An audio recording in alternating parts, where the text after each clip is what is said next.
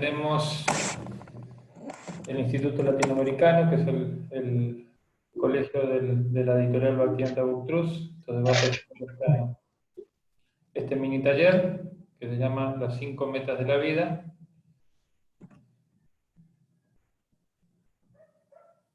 El autor de la editorial principal es Bhaktivedanta Swami Prabhupada, como les hemos explicado en otras oportunidades, a la mayoría de ustedes. Esta es su editorial. Y ahora sí, vamos a empezar con el tema de las 5 metas de la vida. Ahora, vamos No se a escucha más. ver. Igual que el otro día. Otra vez con él, que está en México. Pasó lo mismo, no se escucha más. No, si no está la cámara. ¿No ve que está apagada? A ver, ahí está. Se apagó la... Ok. Entonces, Ragasindo, ¿me ayudas? Sí, pero Perdón, ahora sí. ok. Los Vedas hablan de los Purusarthas, o los 4 objetivos que en términos materiales tenemos que alcanzar, y también de un objetivo espiritual. Sí, entonces eso es lo que las escrituras védicas nos enseñan de por sí. Cuando nacemos en este mundo, hay 4 objetivos materiales, o sea, humanos, relativos a este plano que tenemos que, voy a poner que tenemos que conseguir para que nuestra vida humana transite de una manera ordenada, pero hay uno que es el principal, que es el objetivo espiritual. Entonces vamos a ir hablando de estos. Adelante.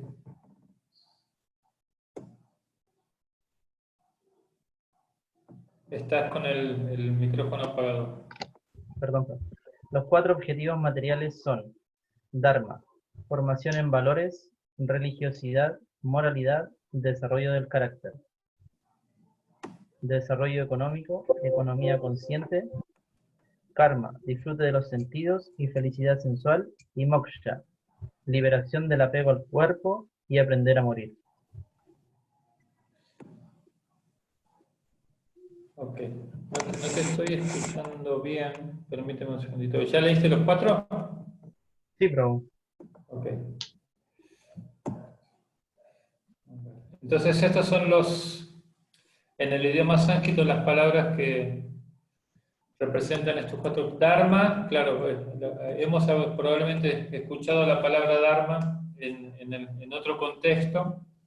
Entonces, para hablar del contexto de los objetivos, entonces estamos hablando de que es una etapa de formación, especialmente de valores, de religiosidad, o sea, del sentido religiosidad en los Vedas se usa en muchos contextos. Por ejemplo, aprender un hábito es una religiosidad en la cultura védica, porque la palabra religar también se usa para vincularse con Dios. Entonces hay un contexto. Por ejemplo, Krishna dice en el Bhagavad Gita: Sarva Dharman Parityayam Manekam Sharanam Vraja, abandona toda religión.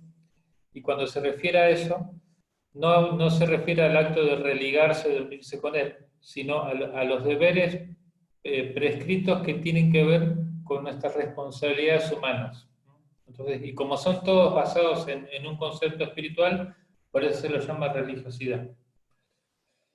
La moralidad, ahorita vamos a hablar, que está muy relacionada con los valores, y entonces todo esto hace que se desarrolle el carácter. Una vez que la persona pasó por esas etapas de formación, entonces viene la etapa del desarrollo económico, que es lo que vamos a hablar en otro, o el día de hoy vamos a entrar solamente en Dharma. Con desarrollo económico y con valores, entonces viene la etapa de la felicidad material, el disfrute de los sentidos, que puede ser hecho de una manera religiosa o de una manera irreligiosa, y finalmente la liberación del concepto corporal de la vida, que normalmente se debe practicar desde el comienzo de la vida, se debe recibir información de esa índole, lo que nosotros llamamos filosofía existencial, comprender los valores esenciales de la vida. Para eso es la filosofía, en general, para entender la temporalidad de este mundo y cultivar, como decimos, el apego al verdadero ser y el desapego el desapego en el buen sentido. Por eso cuando lleguemos a este punto vamos a hablar, que eso va a ser en otra oportunidad, no el día de hoy. Y bueno, como decíamos, el día de hoy nos vamos a centrar en el tema del Dharma, que es el primero de los 4 objetivos materiales. Vamos a hablar también, como reseña general, antes de empezar con eso, el quinto Dharma, el quinto Purushartha, la quinta meta, que en términos de el último preceptor, representante de Krishna en esta tierra, que es Chaitanya Mahaprabhu, Krishna mismo, hace 500 años, decía Prema Pumartha Maham. Ese es el Pumartha, es el objetivo principal. Consta de, ahora sí. El objetivo espiritual es, prema, entender la personalidad de Dios, entender su creación y su propósito, entender nuestra posición como servidores de Dios y el desarrollo del amor puro y desinteresado por Dios. Sí, gracias. Entonces, todas las culturas originalmente están apuntando a este objetivo. El problema es que en los últimos siglos las culturas se están deslindando muchísimo del objetivo principal, que es el objetivo espiritual en la vida, y es por eso que como dice Bhaktivedanta Swami, aunque existe mucho desarrollo económico, desarrollo material, hasta prosperidad material podemos decir en un sentido, hay algo que irrita el corazón, hay algo que irrita la conciencia, hay algo que está molestándonos, y es el no poder llenar esa parte, que es la parte espiritual. Entonces, este es el objetivo principal, que lo vamos a tratar en la última sección de este taller, que como decíamos no es el día de hoy. Hoy nos vamos a centrar en el primer objetivo, que es el Dharma. Tema 1. Dharma. Formación en valores, moralidad, religiosidad y desarrollo del carácter.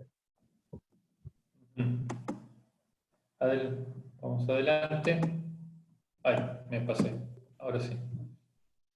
Valores y moralidad. Valores son los ejes transversales que se aprenden desde la infancia y que deben acompañar al ser humano a lo largo de su vida física. La moralidad tiene que ver con la correcta interpretación de los valores en la praxis de la vida cotidiana.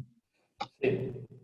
Entonces, nosotros ahora estudiamos mucho este punto que en la literatura védica se llaman vaidis, se llaman yamas y niyamas, depende desde el contexto, desde la corriente filosófica que se mire, pero el punto es que los valores son cosas que no se pueden cambiar, por eso se dice acá que son ejes transversales, atraviesan todas las etapas de la vida, son las cosas que nos acompañan a lo largo de la vida, en realidad la mayoría de nosotros traemos estos valores, lo que nosotros valoramos como importante a nivel ética, es muy probable que lo traigamos de vidas anteriores y por supuesto que en la infancia es donde se refuerzan de esos valores que traíamos de vidas anteriores o se cambian los valores porque por la asociación,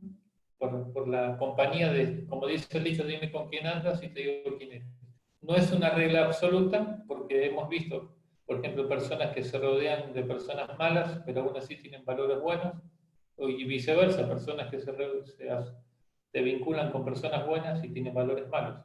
Pero en general es así, el entorno nos influencia a ir en una dirección.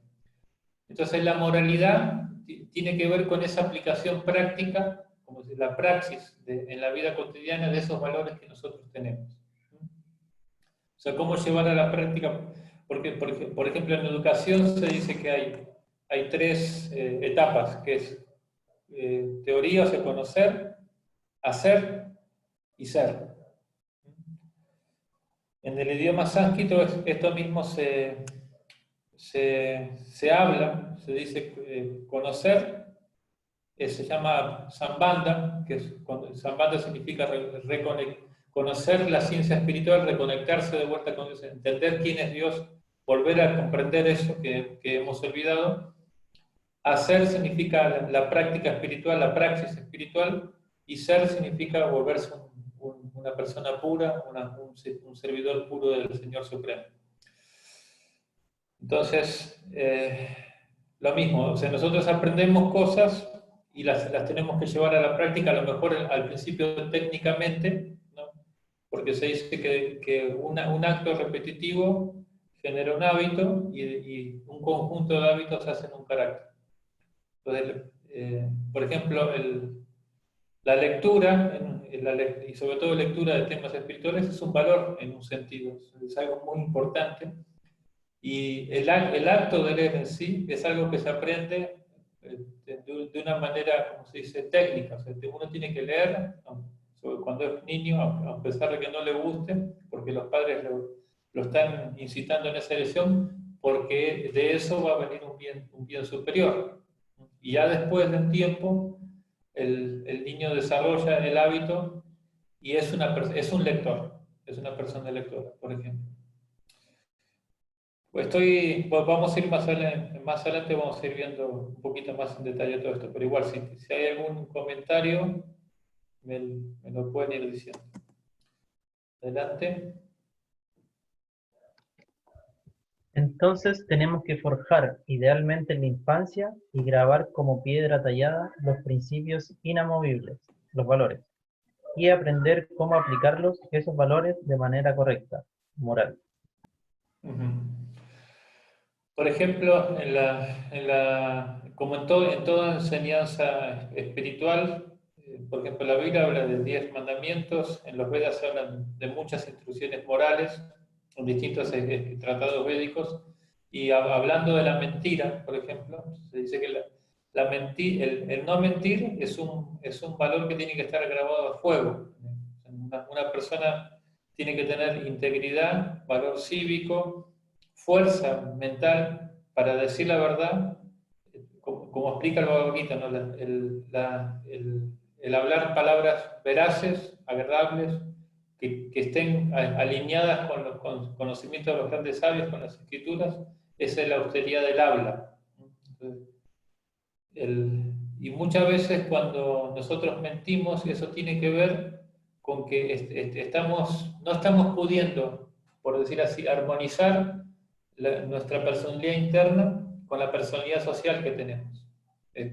Muchas veces nos proyectamos en una personalidad social que queremos sostener porque pensamos que de esa manera somos aceptados socialmente, y cuando esa personalidad social, digamos, en la práctica interna nosotros no la tenemos, de todas maneras la queremos sostener, y ahí es donde no estamos siendo veraces con nosotros mismos.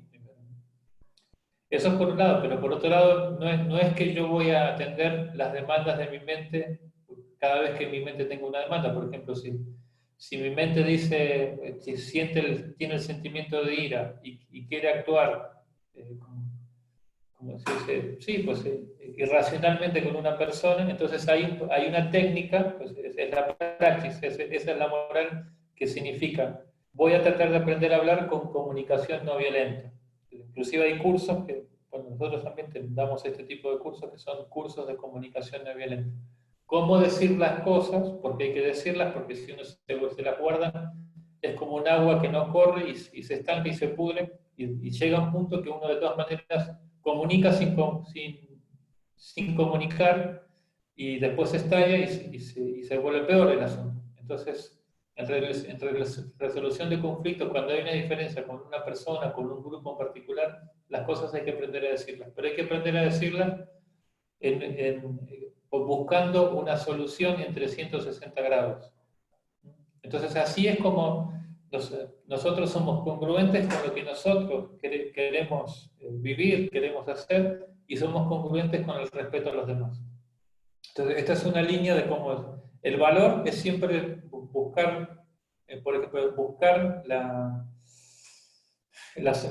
solución ganador-ganador. Ese es un valor. O sea, es algo que se tiene que aprender, y que normalmente si los padres no tienen la comprensión correcta de qué es lo que significa educar a un niño, a veces no le dan esos valores. Y por ejemplo, hay padres que para sostener su status quo les impregnan a sus hijos el sentimiento de que tienen que ser mejores, y así mejores a como dé lugar de sus compañeros de clase. A como dé lugar significa haciendo trampas, así creando intrigas, creando una situación para que ellos sean los mejores. Entonces, y eso también es un valor negativo, por supuesto. Y así O por ejemplo otra, si cuando el niño es niño se le da todo absolutamente lo que pide, entonces él cuando esté en una trama social grande, ya de grande, esté en una trama social, va a querer revivir esa misma experiencia que tuvo en la infancia, de que cualquier cosa que quiera, él tiene que ser el centro de atención y va a tener un montón de problemas de relacionamiento con los demás. Entonces, la moral también tiene que ver con la correcta aplicación de lo que yo tengo como ideal de vida y empatizar tratar de empatizar con lo que los demás tienen de ideal de vida. Vamos a ir un poquito más adelante. ¿Puedo hacer una pregunta? Sí, digamos. Se está hablando mucho de la infancia, de los niños, y bueno, como devotos nosotros queremos, sí, siempre queremos para los niños que obviamente sean devotos, y los tratamos de llevar al templo, que vean a la deidad, que se relacionen con demás devotos, pero a veces, bueno, en mi caso personal, no le damos mucho énfasis a los valores. Preferimos más que, no sé, que vayan al templo, se asocien con devotos, a enseñarle un valor intrínseco, por ejemplo, que decía usted de no mentir, o de no hacer trampa. Entonces, eh, eh, mi pregunta es, primero enseñarle a los niños valores antes que, por ejemplo, ir al templo o ver a la deidad o cosas así, o van de la mano. Bueno, sí tiene que ir de la mano. Igual quiero comentar que como en la mayoría de la audiencia de este evento son personas introductorias, voy a responder esto, pero tratando de dar un ejemplo que sea también accesible. O sea, bueno, básicamente la pregunta de él es si, para contextualizarlo también con un entendimiento para personas que no son practicantes de conciencia de Krishna, es que es más importante llevarlo a la iglesia, al templo, para que ahí escuche la sabiduría espiritual, o también inculcarle valores morales, porque, bueno, especialmente nosotros los devotos de Krishna enfatizamos mucho los valores espirituales, y a veces los valores morales los damos como se dice, como implícitos, pero mi respuesta es que también tienen que ser explícitos, porque muchas veces, y sobre todo porque digamos, los que practican el proceso védico, el proceso de conciencia de Krishna, vienen de distintos entornos socioculturales, distintas escalas de valores. Entonces hay que tener mucha cultura cívica, muchísima cultura cívica, hay que aprender mucho de eso. Claro, nosotros en la escuela, por ejemplo, nos enseñan educación moral, cívica, en distintos países lo llaman de distinta manera y nos aburre muchísimo y nos ponemos a hacer otra cosa porque no le vemos la aplicación práctica muchas veces. Pero, por ejemplo, ¿no? Me viene a la mente ahora ¿cómo se llama esta? Bueno, es una película religiosa, musulmán, del Islam, que habla de un niño autista, no me acuerdo cómo se llama el nombre de la película. Entonces el niño autista, que es musulmán, recibe mucho bullying en la escuela, con los compañeros y todo esto, pero la mamá siempre le está enseñando respeto por las personas de cualquier proceso religioso. Y entonces después se ve a lo largo de su vida en la película, no me acuerdo cómo se llama, que él mantiene esos valores, ¿no? Que él mantiene el valor de respeto a cualquier persona que practique la vida espiritual de acuerdo a su concepción. Claro, nosotros estamos explicando una ciencia espiritual, no así es como lo tomamos, una ciencia de valores espirituales y no una creencia en particular. Una ciencia que puede ser aplicada después inclusive a cualquier sistema litúrgico, práctica espiritual de cualquier persona de cualquier índole religiosa, ¿no? Pero sí, bueno, respondiendo a tu pregunta, Regarcindo, es por ahí. Las dos cosas, tiene el proceso en sí del bhakti, de la devoción a Dios, a Krishna, da esa formación, pero también a veces hay que volverlo explícito. Y hay ejercicios en los estudios que hacemos, los estudios formales, que se llaman integridad moral y académica, se llaman esa forma de mirar los conceptos que hay en los tratados védicos, en las escrituras, para que se desarrolle justamente esto. Mira, me vino así como anillo al dedo, como quien dice, porque justamente es un poco el punto que está acá, que es desarrollar el hábito del análisis crítico para poder formar una inteligencia de 360 grados, que es un poco lo que yo venía diciendo anteriormente, cómo evaluar las cosas con una inteligencia impregnada por la bondad, donde me recuerdo un señor que es también devoto de Krishna. Yo llegué acá a México, me estaba ayudando con unos asuntos de la editorial, me digo que eran muy complicados. Bueno, pero él tiene, ahorita debe tener como 82, 83 años. Esto fue hace 15 años atrás que yo lo conocí. Y siempre me quedó una cosa que él me dijo, que así como se me grabó, ¿no? Me dijo, una persona que no cede no es ética. Me dice, ¿no? Digo, a ver, explíqueme cómo está eso. Sí, porque digamos, en la praxis social no podemos pensar que nosotros siempre tenemos que tener la razón. Y como he mencionado hace poquito también en otra conferencia, si tenemos que elegir entre ganar racionalmente y ser amables, a veces hay que elegir ser amables. O sea, porque tenemos que buscar siempre evaluar costo-beneficio también en la resolución de conflictos. ¿Qué es lo que nosotros que queremos ganar y qué vamos a perder si nos volvemos, como muchas veces pasa, que somos más devotos de la justicia como nosotros la concebimos, como nuestras emociones la conciben, una justicia visceral, se puede decir? Somos más devotos de eso que de lo correcto. Porque una justicia visceral nunca termina siendo correcta. Y a veces también suenan en la mente estos hechos, estas cosas que nosotros pensamos como si fueran mantras, ¿no? Y hay que hacer esto, o esta persona hizo esto, está incorrecto, y suena como un mantra. Pero hasta que nosotros no podamos ver, y eso es lo que tiene la habilidad de un brahmana. Un brahmana significa alguien que ve desde un criterio espiritual. Básicamente significa eso un brahmana. Entonces, y él puede ser juez y parte de una situación al mismo tiempo, porque si inclusive él se da cuenta que él está equivocado, él está desapegado de sostener la verdad que alimenta su ego, por decir así, ¿no? Él está en favor de la verdad donde ella esté, incluso si la verdad está de la otra parte. Eso fue lo que pasó, por ejemplo, en el Mahabharata. Cuando Bhishma, que es el gran abuelo de la dinastía Bharata, en la batalla del Bhagavad Gita, de Kurukshetra, ¿no? Alabó a los enemigos, que eran sus sobrinos, por lo que estaban haciendo. Duryodhana, que era el gestor de toda esta maldad, esta crueldad que terminó en una guerra, lo estaba criticando. Dice, tú eres el general de mi ejército y estás alabando al bando opuesto, ¿no?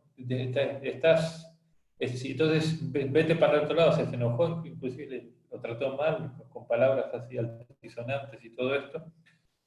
Y entonces él le dijo, en realidad, porque él le dijo, si la verdad está del otro lado, vete para el otro lado. Y él le dijo, no, en realidad, la verdad de dónde uno está situado en esta batalla es una verdad personal. Y especialmente él también tenía una verdad personal ahí. ¿Por qué? Porque él había recibido favores materiales excesivos de Duryodhana que lo obligaban moralmente a actuar de parte de los malos. Entonces, fíjense hasta dónde se lleva la importancia de la moralidad, que inclusive teniendo que ayudar a personas nefastas es un acto moral a veces. Entonces, esto es cultura védica, es una cultura geométrica, no es una enseñanza lineal, sino que es una enseñanza de múltiples aristas. Pero bueno, voy a seguir avanzando para que estamos hablando un poquito más. Entonces, en el yoga, bueno, ¿quieres hablar? Por favor. Ok. Dharma en el sentido de valores es explicado en el proceso de yoga como yama y niyama. Los yamas y niyamas tienen por objeto orientar nuestra moral, nuestras finanzas, nuestras relaciones interpersonales, nuestra vida sexual, nuestra alimentación y todos nuestros hábitos hacia el cultivo de la bondad y la espiritualidad. Sin trabajar en ese proceso de replantear nuestra conciencia y hábitos, seríamos hipócritas a la hora de meditar, sería artificial y difícil de practicar. Gracias. Entonces, en el sistema yógico, en cualquiera de los sistemas de yoga, porque hay 4 sistemas de yoga, habíamos mencionado esto en otros eventos que se llaman Bhakti en el mundo del yoga. Está el yoga, el Karma Yoga, que es el yoga de la acción piadosa y cada vez más espiritualizada. Está el yoga del conocimiento, donde el foco es más aprender la identidad del ser. Está el yoga, ¿cómo se dice?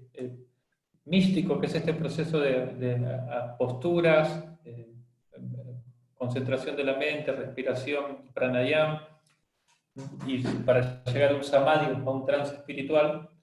Y está el Bhakti Yoga, que es el yoga de la devoción, donde el foco es desarrollar la experiencia sensible con el Ser Supremo, con la Divinidad Suprema, con Krishna, ¿no?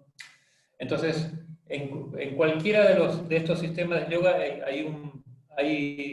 lo primero que se hace es esto, llevar a la persona a una orientación moral regulada con la energía de la bondad. Eso es básicamente. Entonces, había muchas maneras de presentar esto para esta presentación introductoria, valga la redundancia. Yo elegí esta porque son puntos que también se tocan en los otros tipos de yoga, en los otros tipos de prácticas espirituales. Entonces, orientan las finanzas para hacerlas de una manera ética, la moral aplicada con inteligencia de 360 grados, como decíamos, con moral en la bondad, las relaciones interpersonales, la vida sexual, que también puede ser una herramienta para crecer espiritualmente, puede agradarnos un montón. La alimentación, eso es una cosa que vamos a hablar ahorita en esta presentación. Bueno, y todo esto, ¿no? Y hay muchas más cosas, pero para ir por algo introductorio seguimos. Adelante. Entonces acá están sí. Los 8 pasos de la Astanga Yoga según los Yoga Sutras y según el Srimad Bhagavatam. Perdón, esta diapositiva acá no tiene que ir, vamos a ver si está la otra. Ay, no me las pusieron. Pusieron otra cosa que no es. Ok, a ver, yo lo tengo por otro lado. Si me permiten un poquito, voy a parar de compartir esta, porque sí es importante que lo veamos. Permítanme un segundito. Bienvenido, Durma, que es un gran amigo mío, hace mucho que no lo veo, lo quiero saludar. A ver, un segundito. ¿Cómo hago para salir de esta? A ver. Paré de compartir. Okay. Entonces, ¿a dónde me voy? Me voy a ir para acá. No puedo salir de esta diapositiva, no sé qué está pasando. Ahora sí, ahí creo que ya salí. Ahora sí. Entonces, en la escuela virtual, Bhakti en el mundo del yoga. Acá. Ahora sí. Entonces voy a volver a compartir.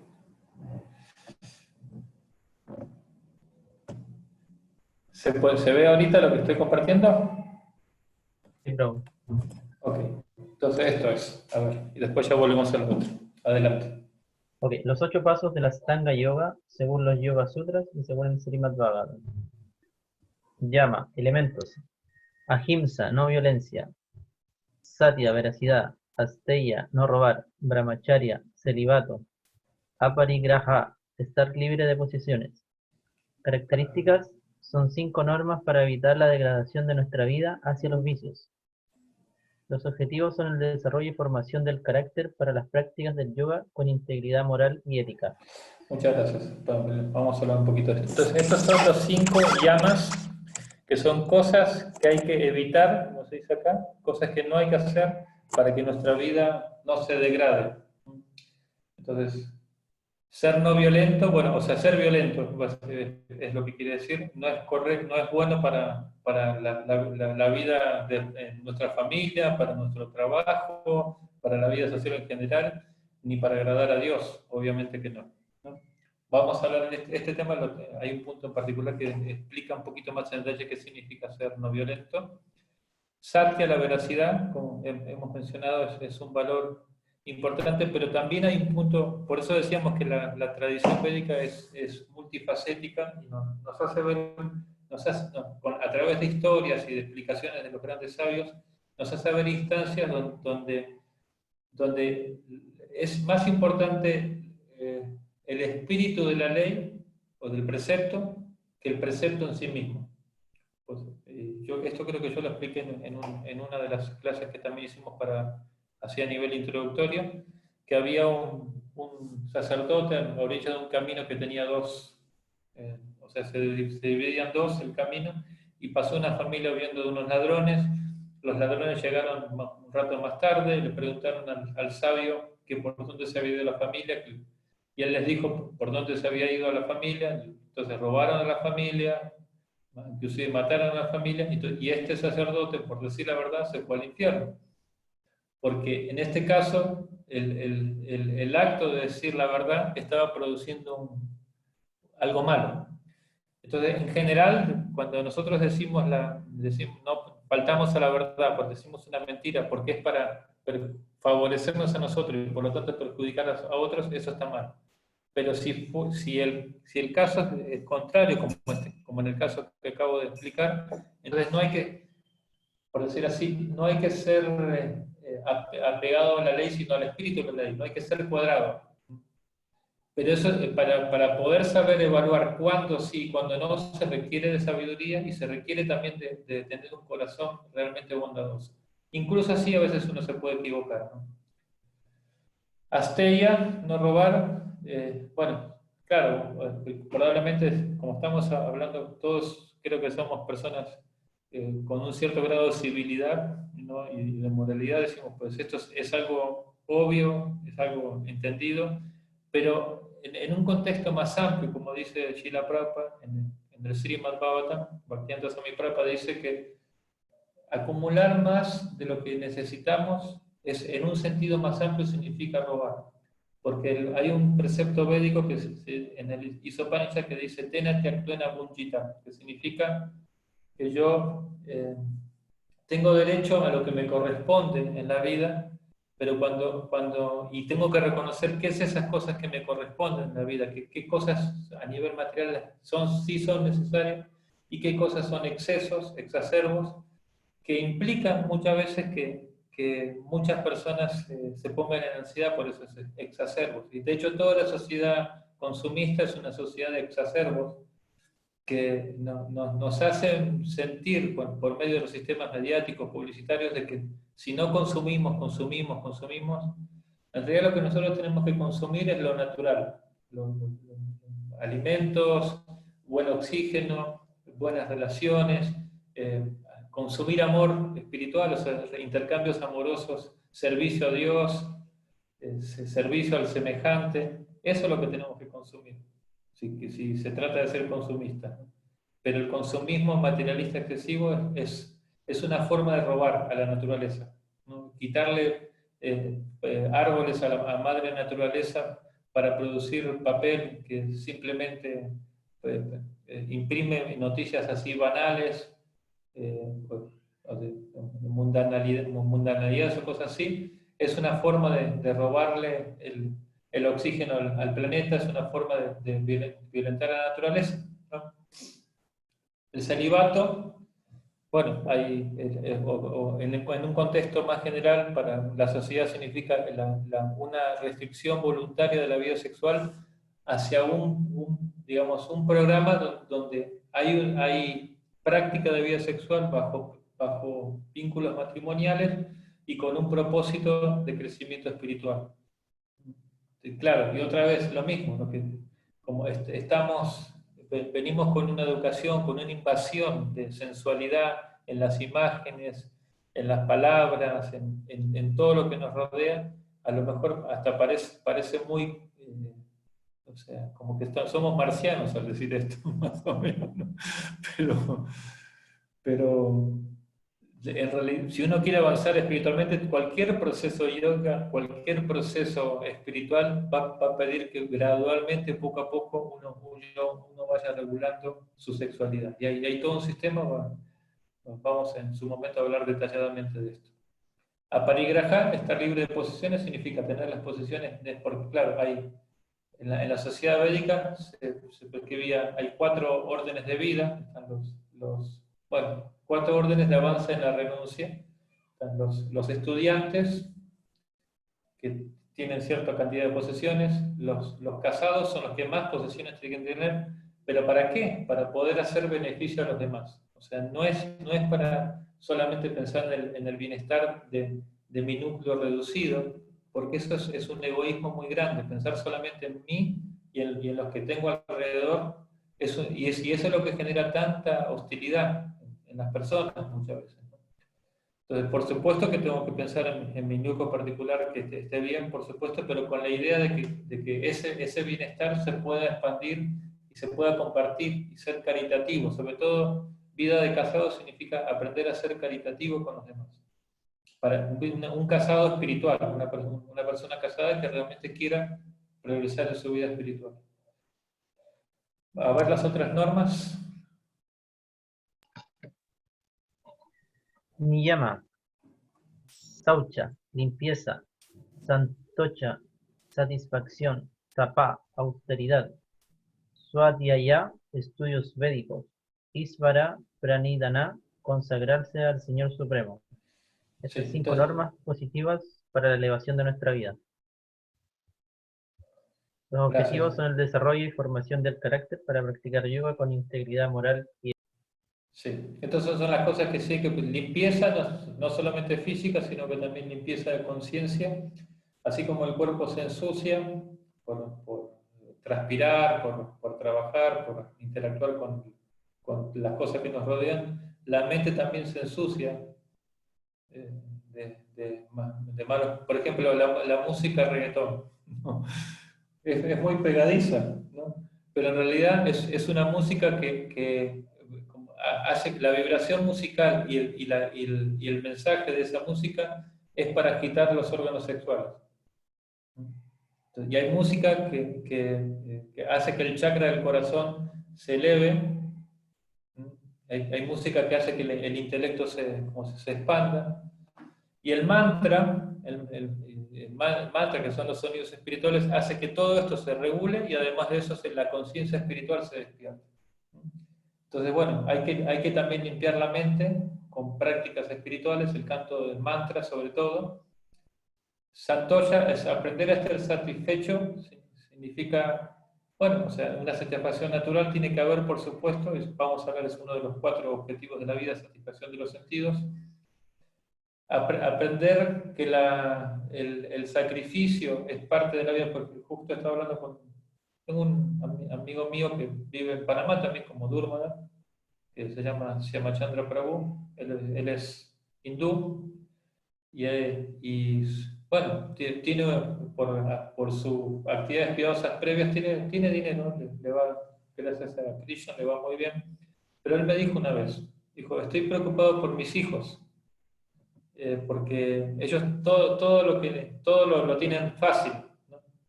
Y se acabó de leer un libro de un hombre de los más ricos del planeta que recomendaba que a los hijos no le dieran cosas o se las pongan difíciles, ¿no? Porque de esa manera ellos desarrollan como aprecio, valoran realmente lo que son las cosas, ¿no? Le dan el valor correcto, si no, no hay eso. Entonces, bueno, si alguien tiene una situación económica muy prominente, está bien, y si no, no hay que vivir como envidiosos o como así molestos porque los demás tienen más que nosotros y nosotros no. Sino más bien nosotros tenemos que buscar qué es lo que a nosotros nos hace sentir satisfechos, conseguirlo, tratar de conseguirlo, tratar de desarrollarlo y no andar mirando lo que tiene el ajeno para llenarse de ansiedad. Swadhyaya es el estudio, o sea, reflexionar, puede ser que a lo mejor no tengamos mucho el hábito de estudiar, pero escuchar, por ejemplo, como en estas conferencias, escuchar personas que ya tienen un poco más de experiencia, que tienen una práctica espiritual, nos hace ver otra perspectiva de las cosas. Y si podemos leer los estudios, los libros, eso es lo mejor de todo. Y el punto 5 es Ishvara Pranidhana, que es entregarse completamente a Dios, en realidad, de acuerdo a los Yoga Sutras de Patanjali, es el elemento más importante de todos, que lo vamos a ver en la quinta meta de la vida. Entonces, me voy de vuelta a la otra diapositiva, permítanme un segundito. A ver.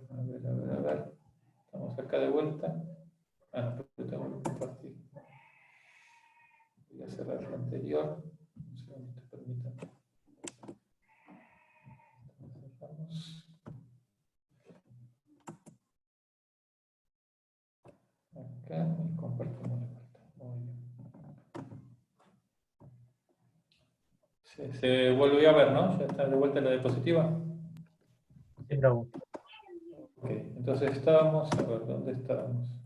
Ahí está. Entonces, el principio más importante de los yamas es, adelante. Ahimsa, no violencia. Quienes son violentos deben deshacerse de esas propensiones. El deseo de matar a otras entidades vivientes para comérselas se denomina himsa. Arios y los que están influenciados por Tama Guna, la modalidad material de la ignorancia, y Raja Guna, la modalidad material de la pasión, deben practicar ahimsa antes de instruirse en el yoga. Sí, entonces acá tenemos un elemento de contraposición cultural porque, digamos, nosotros, la mayoría de nosotros, por cultura, no nos han enseñado este valor del respeto de la vida de los animales. Nos han mostrado que los animales simplemente sirven para satisfacer nuestros 20 centímetros de papilas gustativas. Entonces, obviamente que cuando escuchamos estas cosas hay que hacer un replanteamiento muy grande.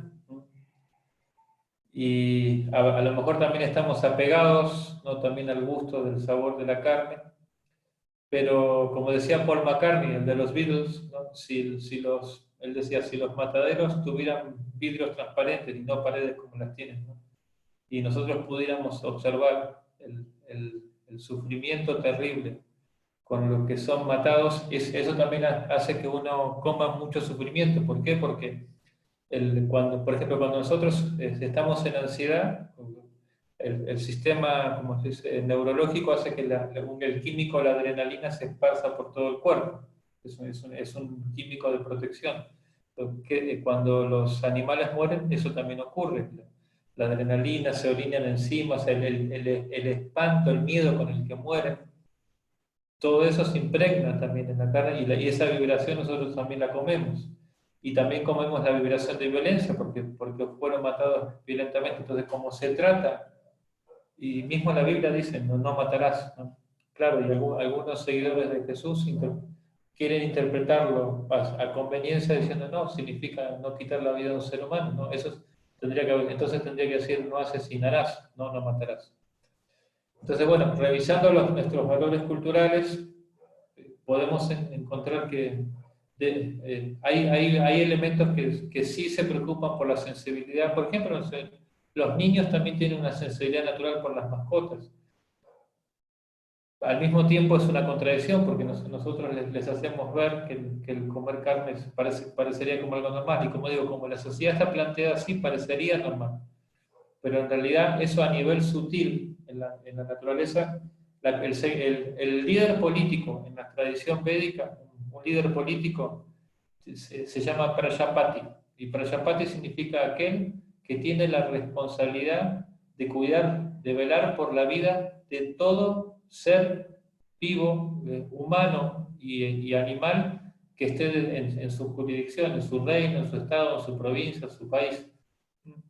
Y se dice que en el Manu Sanjita, que es un tratado védico, que el rey, el líder, se lleva la sexta parte del karma de lo que hacen los seguidores de su país, de su provincia o de su familia. Inclusive el padre, por ejemplo, comparte la sexta parte del karma de los habitantes de la casa, por ejemplo. Entonces, que se fomente, por ejemplo, en Alemania, la estadística es que creo que es el 40% de las personas tienen tendencias vegetarianas o son casi vegetarianas. Y eso a nivel sutil va a hacer que ese país sea muy próspero materialmente y también intelectualmente la gente esté menos violenta.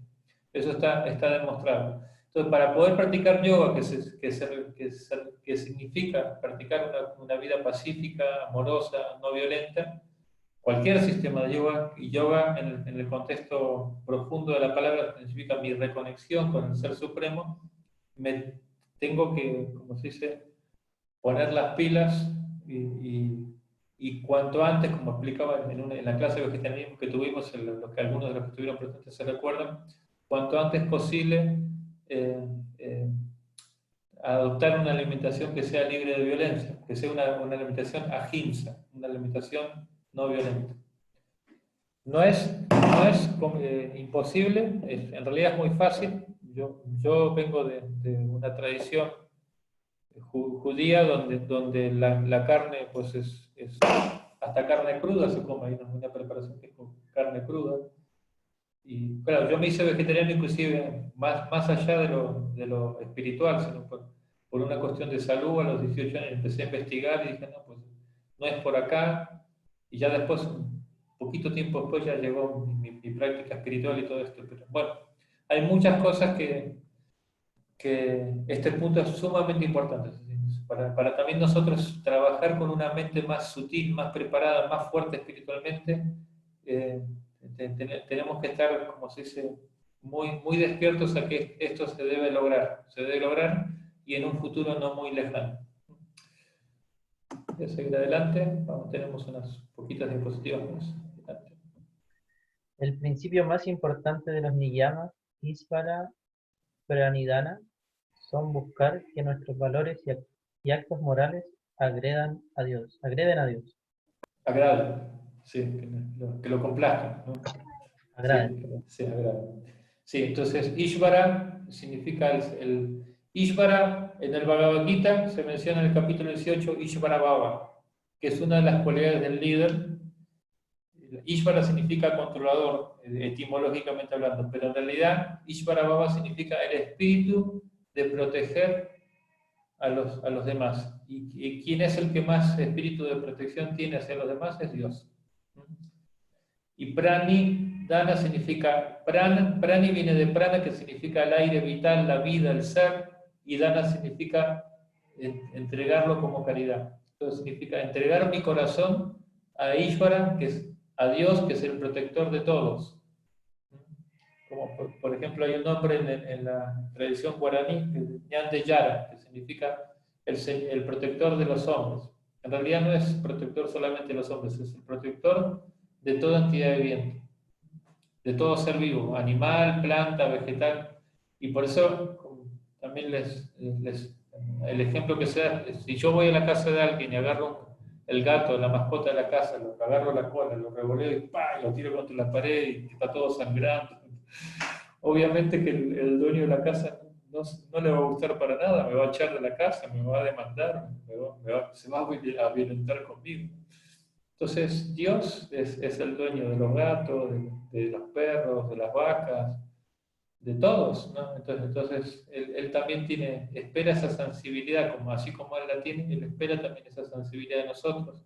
Y como digo, por tradición cultural, es probable que lo hayamos aprendido de otra manera, eso lo entendemos y es un poco difícil, pero no es imposible. Y como digo, si se trata realmente de hacer progreso en la vida espiritual, este punto tiene que trabajarse en lo inmediato. Empezar a reducir el consumo de carne, por ejemplo. Permítanme un segundito que voy a enchufar la computadora.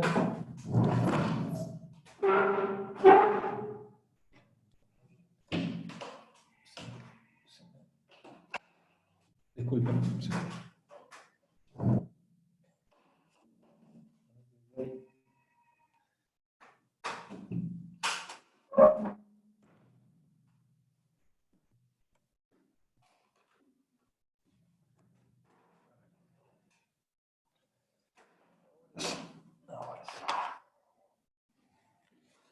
Adelante, ¿podemos pasar a la próxima?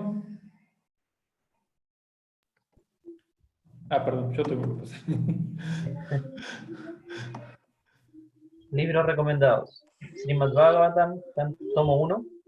Sí. Luz del Bhagavatam, Upadeshamrita y el Ramayana. Sí. Entonces son algunas de las lecturas recomendadas para estudiar, digamos, la moral se puede estudiar desde el punto de vista humano y también desde el punto de vista espiritual. Les voy a contar una historia del Ramayana. Bueno, el Ramayana es la historia de un avatar de Krishna, una encarnación de Dios, que es una de las más importantes en la tradición védica. Señor Ramachandra advino con sus 3 hermanos, Lakshman, Shatrughna y Bharata. Su padre tenía 3 esposas y cuando su padre, guerrero, cuando era joven, estaba a punto de morir y una de sus 3 esposas le salvó la vida. Ella se llama Kaikeyi. Y entonces él, en agradecimiento, le dijo: te concedo dos favores, 2 peticiones de lo que tú quieras, yo te concedo. Y ella, como era una mujer así sencilla, dijo: no, bueno, si en el futuro se me ocurre algo, yo lo pido. Digo, está bien. Entonces la cuestión es que Ramachandra es el hijo de otra de sus esposas, que es Kaushalya, ¿no? Kaushalya es la madre, y él es el primogénito, entonces él tiene que tomar el trono, suceder a su padre en el trono de Ayodhya, que es donde vivían.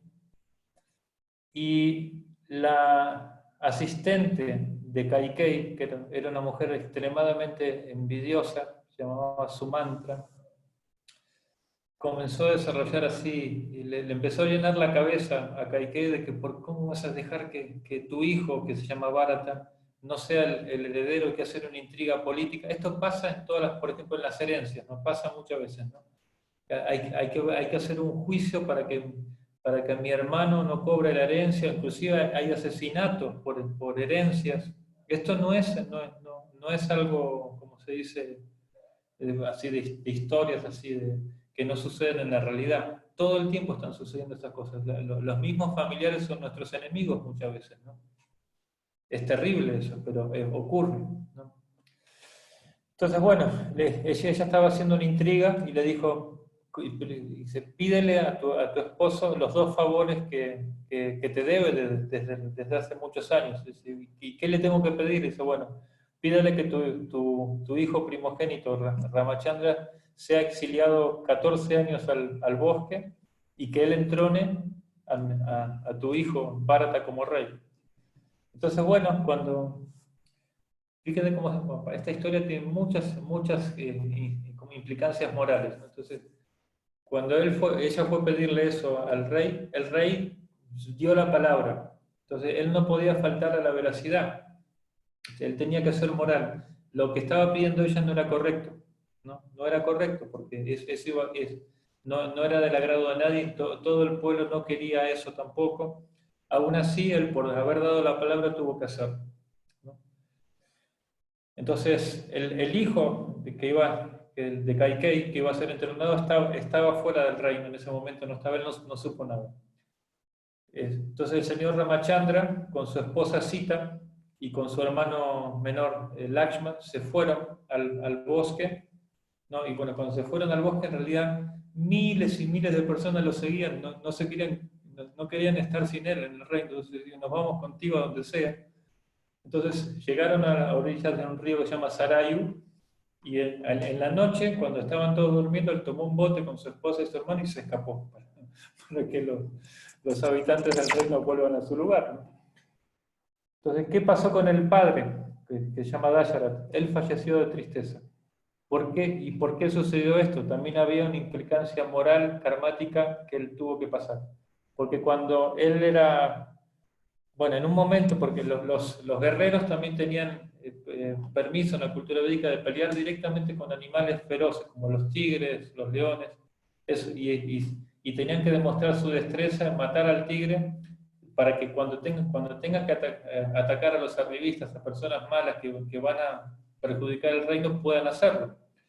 Entonces, un día de estos que él estaba ahí en la casa, cazando como por permiso védico, ya era de noche y en las penumbras él lanzó una flecha para asestar algo que se movía entre medio de los juncos, y cuando asestó, o sea, dio en el blanco, lo que escuchó fue un gemido de un ser humano. Entonces, en realidad no era un animal, sino que le había pegado a un ser humano. Y llegó ahí todo acongojado, y ese ser humano era un brahmana, un joven espiritualista, un guía espiritual joven, que dijo, bueno, yo puedo entender que esto se debe a mi destino, o sea, nada pasa sin las manos del destino, esto fue de casualidad, yo puedo entenderlo. Pero yo estoy a cargo de dos, mis padres son mayores, ellos no pueden ver, están inmovilizados, yo vine a buscar agua acá al lago que está cerca para poder darles asistencia, y ellos van a morir lejos de su hijo, ¿no? Y por tú ser el causante de esto, cuando tú te mueras, tú también vas a morir lejos de tu hijo más querido. Entonces, incluso él, que era un gran moralista, un gran espiritualista, un devoto puro del Señor, tuvo que recibir los resultados de sus actos. Entonces, a veces nosotros mismos cometemos errores involuntarios. Y bueno, claro, si nosotros adoptamos un proceso espiritual, hay como una especie de moratoria karmática, se puede decir, a nivel sutil, porque esa es una de las prerrogativas muy buenas que tiene el Bhakti Yoga. Son seis prerrogativas. Una de ellas se llama Kleshakni, que significa que el sufrimiento que nosotros tenemos que experimentar por el karma que nos toca vivir de esta vida y de vidas anteriores, estamos también recibiendo sufrimientos de vidas anteriores. Por ejemplo, la experiencia corporal, y sobre todo después a una cierta edad para adelante, es miserable, ¿no? Siempre hay problemas, o que te duele la rodilla, o que te duele el estómago, o que te duele el hígado, o que uno se quiebra una pierna. Por ejemplo, Durma también se quebró una pierna, ¿no? O sea, siempre hay una experiencia complicada en el cuerpo, ¿no? O la mente también está triste, o está muy ansiosa. Entonces, cuando uno hace vida espiritual, el karma se reduce. Pero bueno, continuando con la historia. Entonces, cuando sucedió esto, el hermano, el hermano que iba a ser entronado como rey, no estuvo de acuerdo, la regañó a su madre, dijo, ¿cómo se te ocurre hacer esto? Eres una mujer envidiosa, yo no voy a aceptar el trono, eso es el justo heredero, es mi hermano mayor. Fue donde el hermano mayor y le pidió que por favor regresara, que él es el verdadero líder, todo el mundo lo sabía, aparte era el más cualificado en todo sentido, y que no tenía sentido que siga el sentimiento de su mamá envidiosa, no tenía sentido, ¿no? Entonces que por favor lo haga. Dijo, no, que yo tengo que cumplir la palabra de mi padre, ¿no? Mi padre dio su palabra y yo tengo que hacer cumplir la palabra de mi padre, de nuestro padre. Entonces, y el hermano estaba tan empecinado a que vaya que dijo, bueno, si tú no vas, yo aquí mismo me voy a inmolar, me voy a incinerar y me voy a morir.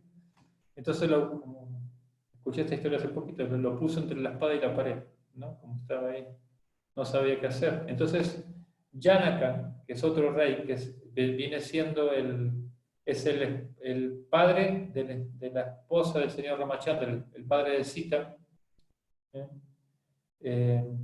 lo instruyó a Bharata y le dio su sabiduría y le dijo, mira, cuando uno quiere a una persona, entonces quiere lo mejor para esa persona y lo que estás pidiendo es correcto, está bien, porque eso es lo que corresponde, es moralmente correcto.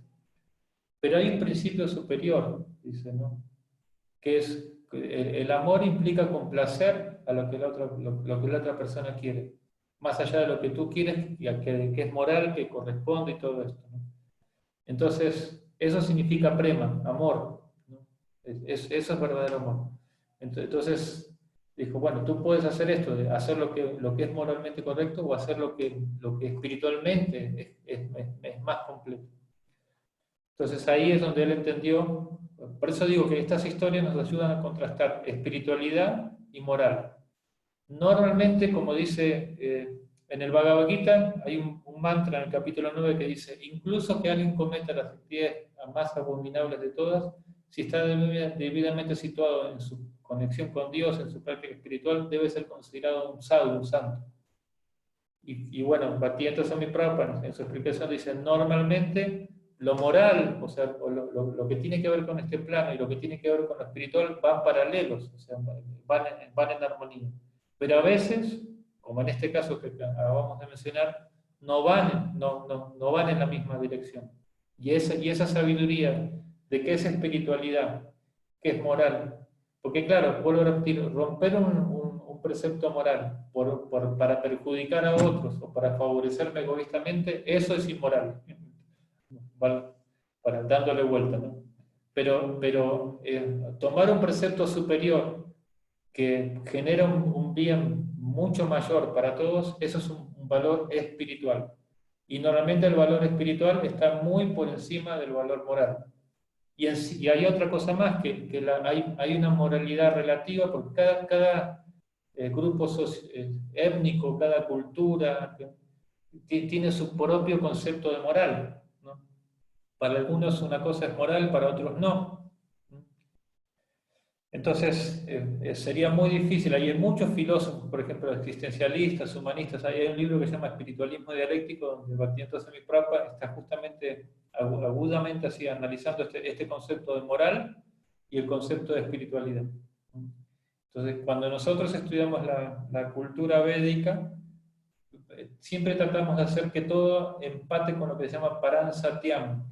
Satyam significa ser veraz, ser moral, pero que coincida con lo param, con lo superior, con Dios. Entonces, bueno, estos son algunos elementos que tienen que ver con esto, con el desarrollo de un buen carácter, de siempre, porque como decíamos, ese es el eje transversal, son los ejes transversales que nos van a acompañar a lo largo de la vida, el ver las cosas de la manera correcta, y a veces inclusive hay varias soluciones para un conflicto, o sea, no hay una sola solución. Pero lo que siempre tenemos que ver como espiritualistas, eso debe ser un valor tallado a fuego, de que lo que queramos buscar de solución tiene que funcionar, tiene que ser beneficioso para todos. Si hay un sector que no se beneficia, entonces eso no condice con lo espiritual, no condice con... la sabiduría profunda de los Vedas nos hace ver cómo encontrar ese punto, que es muy difícil, en realidad es muy difícil. Entonces esto no es, digamos, resolución de conflictos, no es como capacitación diplomática secular, porque por ejemplo cuando se estudia diplomacia política, se trata de conciliar, pero casi siempre buscando los intereses de uno de los lados, ¿no? A veces hay políticos, o sea, diplomáticos que tienen otra forma de ver las cosas, pero en general no es así. Entonces, un seguidor de la tradición védica es así como ve las cosas. Dharma, entonces, desarrollar esos ejes transversales y la aplicación, como decimos, la aplicación puede ser por un lado, puede ser por otro. Generalmente es por un lado, pero a veces hay que saber cómo entender, como decíamos, el espíritu de la ley, más allá de la ley en sí misma. Pero ahora sí les quiero dar gracias por escuchar y les quiero dar un espacio para comentarios, preguntas, dudas, inquietudes, críticas leves. ¿Alguien quiere hacer algún comentario? ¿Pregunta? Durmada. Hare Krishna, Prabhu Aravinda, Dandavats a todos los Vaishnavas presentes y, bueno, más que nada agradecer. Siempre se aprende algo con Prabhu Aravinda. Yo estaba, bueno, en este tiempo de pandemia, mis hijos están viviendo con mi suegra y hay muchos consejos que acabas de dar que cayeron en, como dicen, la moneda cayó en la máquina, ¿no? Y agradezco mucho por eso, Prabhu. La verdad que muy buenos relatos, siempre buscando ilustrar de manera didáctica todo. Y, bueno, más que nada eso. Un gusto verlo siempre. Gracias, gracias. Bueno, además de flores, ¿hay algo, preguntas, algo que comentar? Gracias. Si no, yo les pregunto, ¿eh? A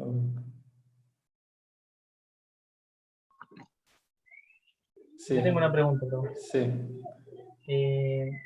Se ve que como dijo en la presentación, en el pasado, en tiempos antiguos, el rey o la persona que estaba a cargo de un reino velaba por por todos los intereses del reino, de cada persona, que estuvieran bien, tanto material como espiritualmente. Pero eso en la práctica en el día de hoy es muy difícil, porque o sea, los políticos o la gente que está a cargo de un país es completamente lo contrario a lo que antes se hacía. Entonces, mi pregunta es de qué manera nosotros podemos ayudar a eso, a que la gente de altas esferas puedan entender ese concepto de unidad entre todos, de que sea igual para todos, como decías tú, que sea ecuánime, que que todo sea más armonioso. Entonces, ¿de qué manera nosotros podemos aportar a eso en esos tratos? Sí. O sea, educar a nuestros hijos en eso o ir directamente a las personas ya que están en ese ambiente. Claro, digamos, la institución que creó Bhaktivedanta Swami Prabhupada es una institución justamente educativa, de educación espiritual, de educación moral, pero se llama Bhakti Vedanta, ¿por qué? Porque Vedanta se refiere a la comprensión de nuestro ser espiritual. Todo lo que es Vedanta tiene que ver con entender la identidad verdadera del ser, el ser espiritual. Y Bhakti se refiere al entendimiento de nuestra relación con el Ser Supremo y el desarrollar esa sensibilidad amorosa y comprensión de su voluntad al estudiar todo lo que nos rodea y también al estudiar los tratados védicos en sí mismos. Entonces, a menos que esa perspectiva esté, es muy difícil para que la gente pueda hacer un cambio, porque hay muchas personas que no están satisfechas con este sistema de vida de materialismo excesivo. Muchas. ¿Por qué? Porque es algo natural, o sea, es algo que nos falta a nosotros, es mustear ese sentimiento espiritual natural, y por muchos lados, por la parte científica, que en su mayoría es atea, por la parte ¿cómo se dice? del sistema socioeconómico que es exacerbado hacia la producción y a la complacencia, al tener cosas. Entonces uno pierde su yoga, su equilibrio, y a menos que tenga, como se dice, una preparación intelectual y pueda ser un filósofo. Y eso es un poco de lo que se trata todo esto, o sea, aprender a ser filósofos, observadores, de a ver qué es lo que nos están proponiendo, ¿no? Y bueno, el poder lo tiene el sistema materialista, es obvio. Tampoco podemos ser tampoco idealistas, ¿no? Eso es así. Entonces tenemos que saber cómo, primero los que entendemos, como filósofos, entendemos qué es lo que está sucediendo en el mundo, cuál es el verdadero problema. Por ejemplo, hay mucha gente ambientalista que dice, no, pero ustedes los espiritualistas, ¿qué hacen? En realidad nosotros estamos haciendo lo más importante para el ambientalismo, porque si una persona adopta el proceso védico, el proceso de conciencia de Krishna, automáticamente se vuelve un defensor de la naturaleza, pero y entiende también un propósito superior, tiene un propósito superior, ¿no? Entonces, y claro, por ejemplo, en el mundo académico, nosotros estamos también haciendo nuestros abordajes, y en el mundo académico, la epistemología, por decir así, el sistema de aproximación, nuestro sistema védico es que la sabiduría viene de sabios y el conocimiento desciende, ¿no? Como la experiencia de seres maduros, experimentados, los abuelos, ¿no? Los maestros espirituales son los que dan la información.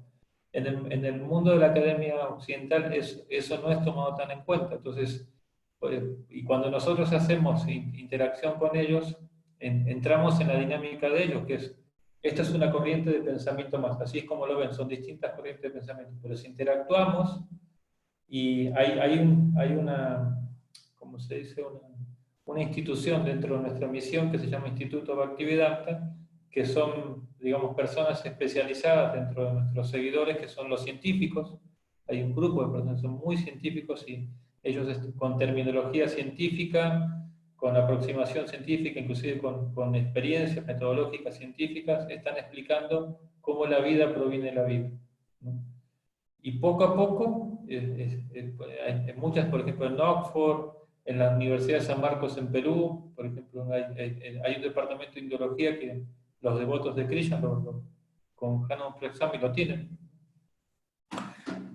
Entonces, y sobre todo, ¿por qué digo esto? Porque en realidad la cosmovisión de una sociedad nace en la academia, ahí en la universidad.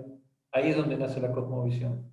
Entonces ahí es donde nosotros estamos tratando también de interactuar como algo especializado. Como vemos también, Bhaktivedanta Swami Prabhupada se entrevistaba con políticos, se entrevistaba con sociólogos, se entrevistaba con psicólogos, con gente adinerada, con religiosos. Por ejemplo, hay un famoso cardenal, yo inclusive me acuerdo cuando estaba en la universidad, estudié los tratados se llama Daniel Luz, se llama el cardenal, es un cardenal famoso en sociología, le hacía abordajes sociológicos, y él se encontró con Srila Prabhupada, está grabado el video, y es muy bonito el enfoque que Bhaktivedanta Swami presenta de la práctica espiritual. En un momento también Bhaktivedanta Swami Prabhupada se iba a encontrar con el primer ministro de India, que era Indira Gandhi en ese momento, la hija de Gandhi, y él tenía eran 7 o 8 puntos que quería presentar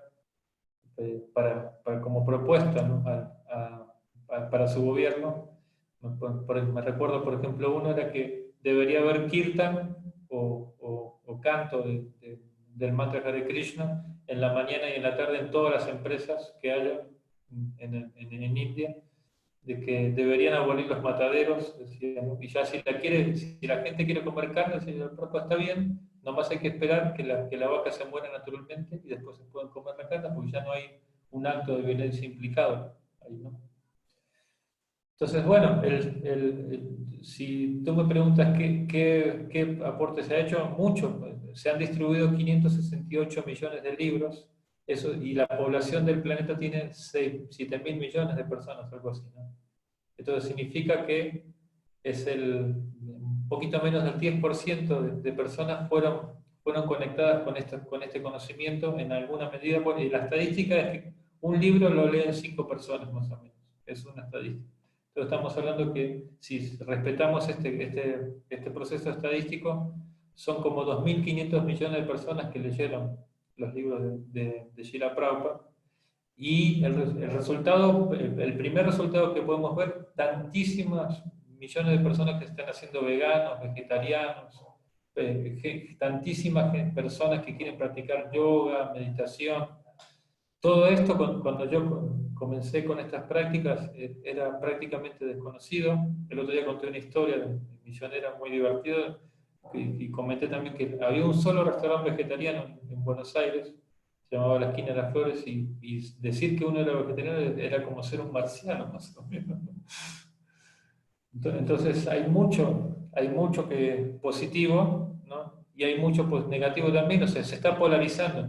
También hay incremento de la violencia, hay mucha disfuncionalidad en la familia, hay mucha enfermedad psicológica de estrés, de depresión. Sí, pues, y con esto de la pandemia también surgió mucho el tema psicológico, es uno de los desafíos. La gente está encerrada, no tiene práctica espiritual, y entonces la cabeza le empieza a dar vuelta, empiezan a deprimirse. Entonces son dos polos, ¿no? Por un lado cosas muy positivas están pasando, y por otro lado y también el narcotráfico, que está súper pesado en todas partes en realidad, ¿no? Y bueno, entonces, ¿qué es lo que nosotros podemos hacer? Es seguir por nosotros mismos teniendo una práctica que muestre que es un proceso, digamos, donde nuestros deberes holísticos, ¿no? Nuestros deberes humanos están como a la par de todos. Todos tenemos ocupaciones, empleos, profesiones. Acá hay algunos que, por ejemplo, Durma también, él era empleado en el aeropuerto de Panamá por muchos años, ahora creo que estás haciendo otras labores. ¿Sigues ahí? El karma está ahí. Te volvió el karma. ¿No? Y así, ¿no? Cada uno de nosotros tenemos actividades y responsabilidades, familia, tienen dos hijos, ¿no? Son dos varones, y así, no sé, tres. Y dos, sí, dos, no me acuerdo. Y Patricia también está ahí, la esposa. Entonces, cada uno tenemos nuestras labores y también tenemos una convicción de que tenemos que ver la vida desde una perspectiva espiritual, ¿no? Y bueno, y eso es una cadena que se va, como se dice, agrandando poco a poco porque, y sin imposición, o sea, ¿no? Es una cosa que la gente tiene que ver, una vida feliz, natural, y natural porque todos están buscando lo mismo, estar felices, contentos, quieren tener algo que, por ejemplo, Tamis me dijo eso, ¿no? Ahora, quiero contarles por qué a ella le gustó todo esto. A ver, Tamis.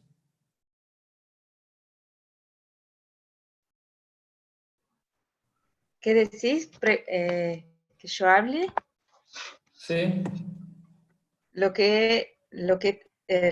¿Cómo conociste que las pizzas y el canto y no sé qué? ¿Cómo fue la cosa? Sí, conocí el movimiento en Brasil con las fiestas, hacía Chandramukha, mantra y pizza. Entonces empezó con el proyecto Lapidar, él hablaba un poquito y después comíamos, eran las fiestas que teníamos a cada 15 días y eran las fiestas que podíamos llevar los hijos y que nos juntábamos, entonces comía la comida vegetariana rica, después cantábamos mantra y bailábamos, entonces decíamos, hoy es día de fiesta, entonces era el día del proyecto, era el día del proyecto Lapidar. Qué bonito. Y seguro que La sí, felicidad plena. si por esa ciudad hubiera argentinos, si hay pizza, seguro que van, porque los argentinos somos devotos de la pizza. Entonces, bueno, un poco eso, ¿no? Que la respuesta va por muchos ángulos, pero educación espiritual es porque cuando, digamos, hay dos maneras de hacer revolución. Una es por la violencia y otra es por la educación. Obviamente que nosotros elegimos la segunda, ¿no? Nosotros queremos un cambio en el planeta, tenemos una visión de liderar, de poder ayudar a aportar al planeta un cambio sustancial, pero por educación, no por... Me acuerdo, yo estaba dando una conferencia una vez en Ciudad de México, así física, presencial, y un muchacho le dijo, yo soy activista del vegetarianismo, hay que ir con ametralladoras a todos los mataderos y matar a todos los dueños de los mataderos. No sé qué. Y bueno, no es nuestro método. Eso no es nuestro método. Y aparte vamos a terminar presos a la primera de cambio. Si tú quieres hacer eso, pues no te lo recomiendo, le digo, ¿no? Mejor educar, ¿no? Educación, concientización, que también que la gente tenga acceso también a restaurantes, alimentación que es donde se pueda experimentar, como es un gusto superior, se llama, es una alimentación realmente nutritiva, sabrosa. Sí, porque es que la comida también, otra cosa importante, es el que cocina, transmite sus emociones. Les voy a contar una historia cortita, que es una historia del budismo, de la tradición budista, que un misionero budista le habían dado posada, alojamiento en una familia piadosa, y bueno, un día de estos, cuando terminó de comer, cuando fue a lavar la loza de porcelana, le dio ganas de robársela. La vio y se la metió en el morral y se fue a la tarde a hacer sus actividades misioneras, se había robado el plato, ¿no? Entonces, claro, después de unas horas le vino el arrepentimiento, ¿no? Dijo, pero ¿cómo? Yo nunca jamás he hecho esto, ¿por qué? ¿No? ¿Por qué me surgió este sentimiento de robar? Y bueno, con valor cívico él fue a la casa donde estaba alojando y le dijo a la señora de la casa, perdón, disculpe, ¿no? Acá le devuelvo esto, lo tomé, no me corresponde, quiere castigarme, quiere echarme de la casa, está en todo su derecho. Entonces la señora, que era muy sabia, investigó quién de sus asistentes, las mujeres que tenía como asistente había cocinado, y la que había cocinado tenía la tendencia a robar. Entonces, esto demuestra que cuando uno, digamos, nosotros comemos el estado de conciencia de la persona que nos cocina. Y si las personas cocinan con amor y alimentan la bondad, eso se va a transmitir. Tiene una potencia, como se dice, purificante para la mente, para las emociones. Si comemos comida así. Y por eso normalmente también recomendamos mucho cuidado con comer en bares y esas cosas. Yo les cuento una, que también en el norte de México, haciendo una actividad de distribución de libros, entré a una pizzería para ofrecerle libros a las muchachas que estaban ahí empleadas, y vi cómo el amasador de pasas, de la masa se sonaba la nariz en la masa, así de mala onda.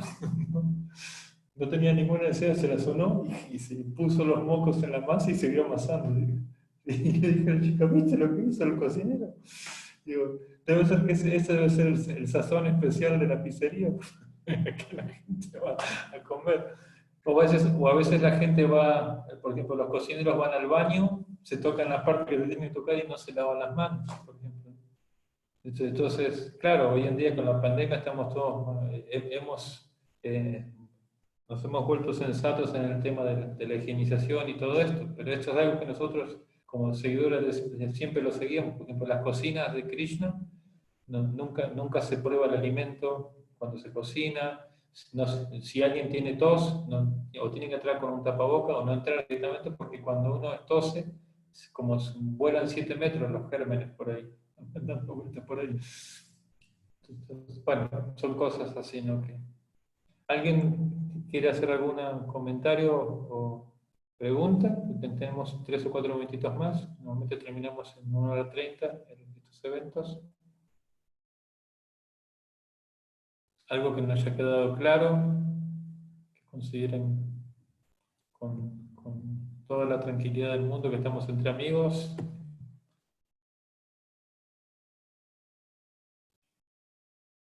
¿Todo bien? ¿Se entendió? ¿Más la idea? ¿Sí?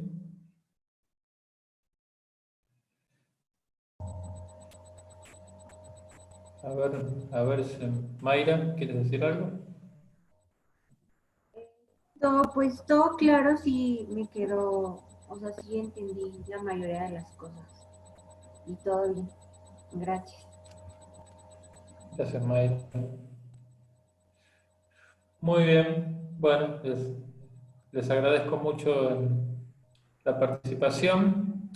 Tienen, bueno, hay un link, les comparto porque la información de estos eventos va a ser desde otro WhatsApp que del mío. Yo voy a seguir mandando sus reflexiones y todo eso, pero lo que son eventos en particular, se los voy a mandar más tardecito. A la mayoría de los que están acá los tengo como contactos, creo que a todos. Bueno, no sé si Lander Benítez, no sé quién es, y Krishna Kripa. Conozco una Krishna Kripa, pero no sé si es la que yo conozco, que es de Argentina. Pero bueno, si ustedes quieren dejarme su contacto acá en el chat, por favor, entonces nosotros después, los que no tengan esta información, la reciban regular, la pueden dejar acá en el chat y nosotros les vamos a ir avisando. Muy bien, entonces muchísimas gracias por la participación. El próximo evento, no recuerdo si es porque hay una programación hecha, si es la semana que viene o en 15 días. Y vamos a hablar de los otros dos, que son es desarrollo económico y complacencia, felicidad material, que son dos cosas muy importantes. Que tengan ustedes todos muy buenas tardes, nos vemos en el próximo encuentro. Que la pasen muy bien. Buenas tardes. Gracias, Prabhu. Hare Krishna. Gracias, Prabhu. Estén muy bien. Hare Krishna. Hare Krishna. Nitai Goranga.